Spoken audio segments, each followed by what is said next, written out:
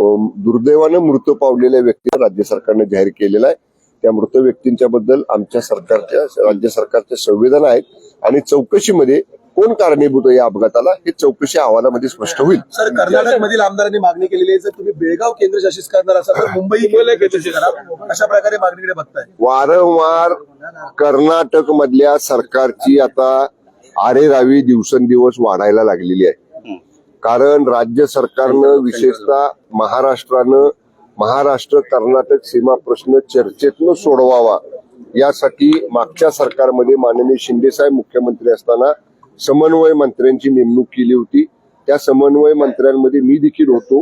मी अधिकृत दौरा करून जेव्हा बेळगावला जायचा निर्णय घेतला, मी दौरा दिला तेव्हा तिने आदेश काढून आम्हाला मनाई केली तिथं यायला।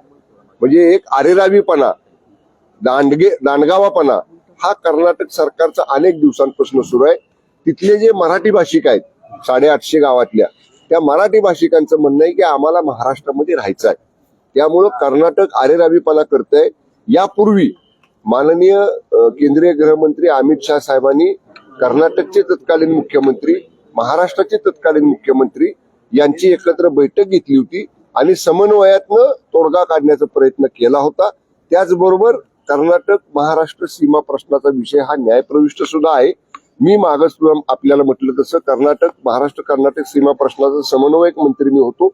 आम्ही त्यावेळी सुप्रीम कोर्टामध्ये जी केस प्रलंबित आहे त्या केसचा खूप पाठपुरावा केलेला आहे आणि काल देखील माननीय एकनाथजी शिंदे साहेबांना, माननीय फडणवीस साहेबांना महाराष्ट्र एकीकरण समितीचं मध्यवर्ती शिष्टमंडळ भेटलेलं आहे आणि त्या शिष्टमंडळाला माननीय शिंदे साहेबांनी, माननीय फडणवीस साहेबांनी सांगितलेलं आहे की न्यायप्रविष्ट जी सुप्रीम कोर्ट मधली केस आहे त्याच्यामध्ये आम्ही लक्ष घालू आणि त्या बाबतीत मराठी भाषिकांच्या पाठीशी महाराष्ट्र सरकार उभं आहे। साखर कारखानदारासाठी शरद पवारांनी थेट पंतप्रधानांना पत्र लिहिलं आहे। याआधी ऊस उत्पादक शेतकऱ्यांना मात्र दिलासा मिळालेला होता, कारखानदार अडचणीत असं पवारांचं म्हणणं आहे। या बाबतीत माननीय मुख्यमंत्री, माननीय उपमुख्यमंत्री दोन्हीही हे जेव्हा माननीय केंद्रीय गृहमंत्री अमित शाह साहेबांना भेटायला गेलेले होते त्यावेळी 2 महिन्यापूर्वीच निवडणूक झाल्या राज्य सरकारच्या वतीनं एक प्रेझेंटेशन आपण केंद्रीय सहकार मंत्री आणि गृहमंत्री अमित शाह साहेबांकडे दिलेलं आहे की MSP ही वाढली पाहिजे, त्याशिवाय आपल्याला FRP किंमत ही ऊसाला देता येणं शक्य होणार नाही। या बाबतीतला प्रस्ताव देखील सादर करण्याचे आदेश त्याच वेळी माननीय अमित शाह साहेबांनी दिलेले आहेत। माननीय फडणवीस साहेब, माननीय शिंदे साहेब, माननीय अजितदादा हे तिघही माननीय अमित शाह साहेबांच्याकडे याच्यासाठी फॉलोअप करतायत आणि आवश्यकता वाटली तर अधिवेशन संपल्यानंतर या प्रश्नासाठी सरकारच्या वतीनं आम्ही पुन्हा एकदा माननीय अमित शाह साहेबांकडे त्याचा प्रयत्न करू। हे केलेलं आहे थेट धनंजय मुंडे यांना मंत्रिमंडळात वगळा, बीडचं प्रकरण काय सांगतात? याच्या बाबतीत 101 नियमाच्या अन्वये आता विधानसभेमध्ये काल चर्चा सुरू झालेली आहे। अनेक वक्त्यांनी त्या चर्चेमध्ये भाग घेतला। काल चर्चा पूर्ण न होऊ शकल्यामुळं ऑनलेट ती चर्चा आहे, ती चर्चा आता 9:30 वाजता सुरू होणार आहे। माननीय फडणवीस साहेबांनी, माननीय शिंदे साहेबांनी, माननीय अजितदादांनी मला, माननीय नितेश राणेंना, माननीय आंबेडकर साहेबांना, आम्हाला तिघांना मंत्र्यांना त्या चर्चेच्या अनुषंगाने सभागृहात उपस्थित राहायला सांगितलेलं आहे। त्यासाठी आम्ही सभागृहात जातोय। चर्चा पूर्ण आज केली जाईल आणि सरकारच्या वतीनं माननीय मुख्यमंत्री फडणवीस साहेब त्या चर्चेला योग्य ते उत्तर देतील।